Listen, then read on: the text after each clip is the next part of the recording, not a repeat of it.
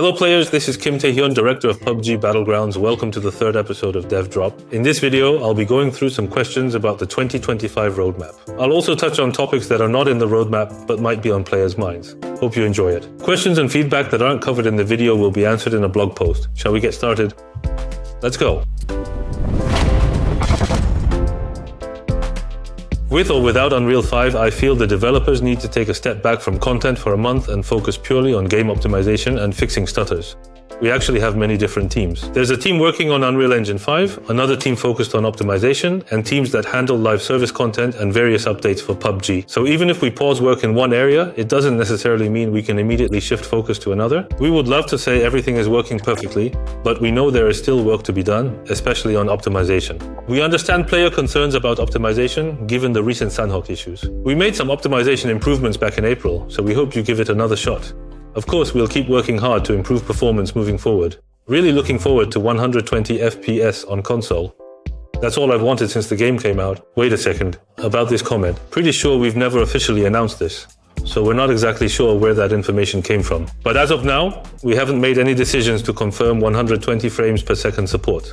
We would need to explore the technical feasibility through development first. We know there are a lot of expectations around the shift to current-gen consoles. We'll do our best to figure out how we can meet them. Despite the long-standing dominance of the AR meta, weapons like the M16A4 and SCAR-L have remained underused for years.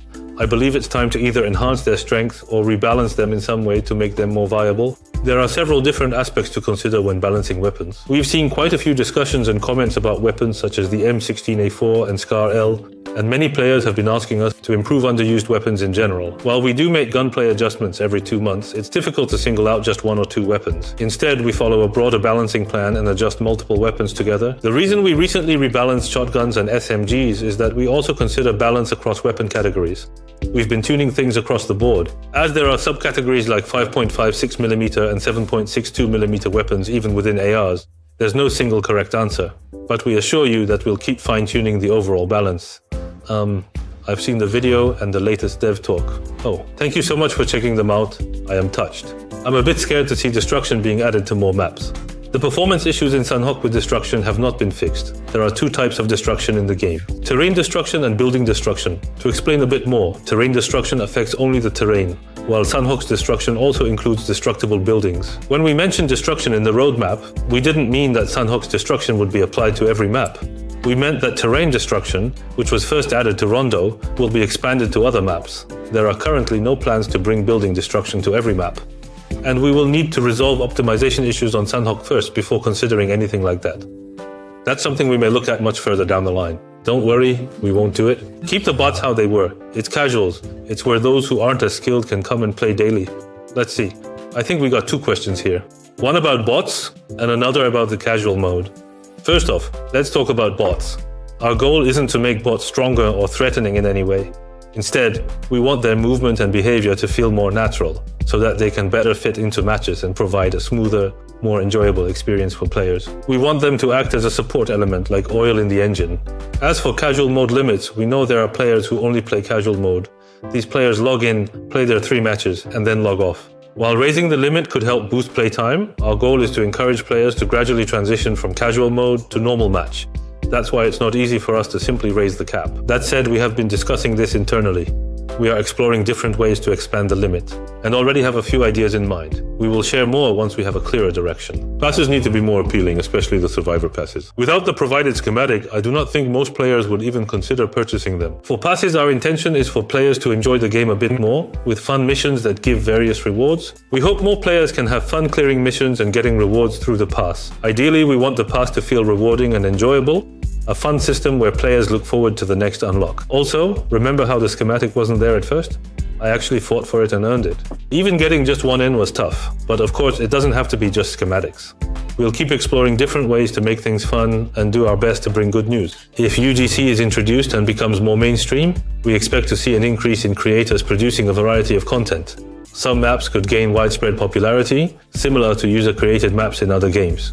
Right now, our UGC system is still in alpha. Once it's live, we'll start by looking at how players engage with it, whether creators are making content, and how everything comes together. We haven't planned any specific benefits or incentives for creators just yet, since we're currently focusing on ensuring that everything related to UGC works smoothly UGC will be launching soon, and if you have fun creating with it, we'll follow up with some exciting plans and updates to share later on. While we understand that optimizing existing maps is currently the priority, when will development on a new map begin? Also, with the introduction of Unreal 5, will the minimum system requirements need to increase accordingly?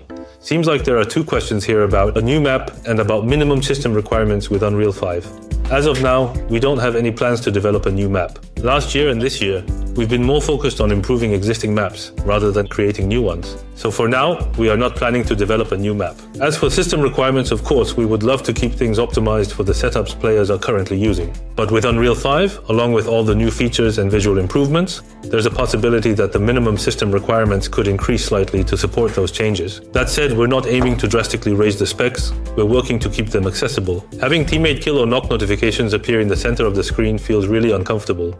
Please consider removing the notifications, or at least adding an option to turn them off. We added those kill messages because we felt it was important for players to be quickly aware of their teammates' actions. We are doing our best to keep them as subtle as possible, but we know it is a fine line. We will continue to closely monitor player feedback and make adjustments wherever needed, so please bear with us. We will do our best to find the right balance, so we would really appreciate your continued feedback. Based on the Unreal 5 preview that was recently shown, Erangel seems to have a much warmer tone overall.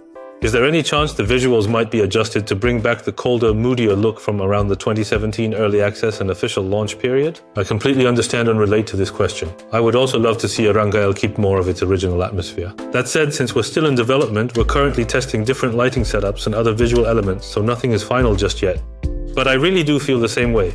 And I personally care a lot about preserving that early Erangel vibe. I miss the Erangel from the early access and original launch days too. We will do our best to capture that feeling again. I would love to see a custom match exclusive team deathmatch mode with more flexible setting options.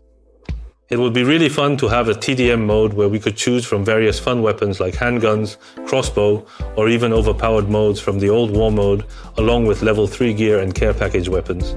It would be nice to add it to custom match, but we think UGC might be a better fit.